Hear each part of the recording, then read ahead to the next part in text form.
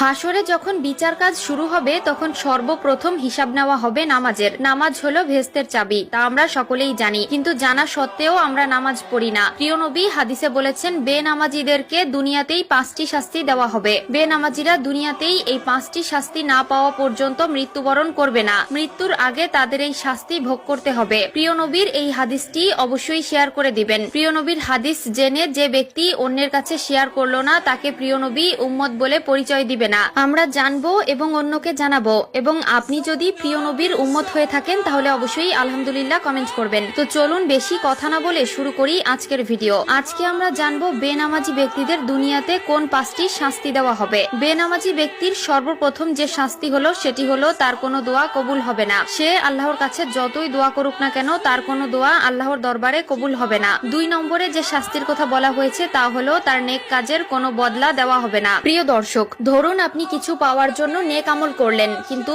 আফসোসের বিষয় আপনি যদি বেনামাজি হয়ে থাকেন আপনার নেক কাজের কোনো ফল আপনি পাবেন না। 3 নম্বরে যে শাস্তির কথা বলা হয়েছে তা হলো চেহারা থেকে নেককারদের নূর উঠে যাবে। প্রিয় দর্শক, জন্মগতভাবেই আল্লাহ তাআলা কালো, সুন্দর, অসুন্দর সকলের চেহারায় একটি মায়াবী নূর দিয়েছেন, কিন্তু নামাজ না পড়ার কারণে তাদের চেহারা থেকে সেই নূর উঠে যায় এবং দেখতে দেখতে একসময় চেহারার অবস্থা ভয়ঙ্কর হয়ে যায়। যার চেহারা থেকে আল্লাহর নূর উঠিয়ে নেয় তার প্রতি মানুষের কোনো মায়া মহব্বত থাকে না। 4 নম্বরে যে শাস্তির কথা বলা হয়েছে তা হলো তার জীবনের বরকত উঠে যাবে। আয় রোজগারে বরকত থাকবে না, ব্যবসা বাণিজ্যে কোনো সাফল্য পাবে না, সংসার জীবনে একটার পর একটা অশান্তি লেগেই থাকবে।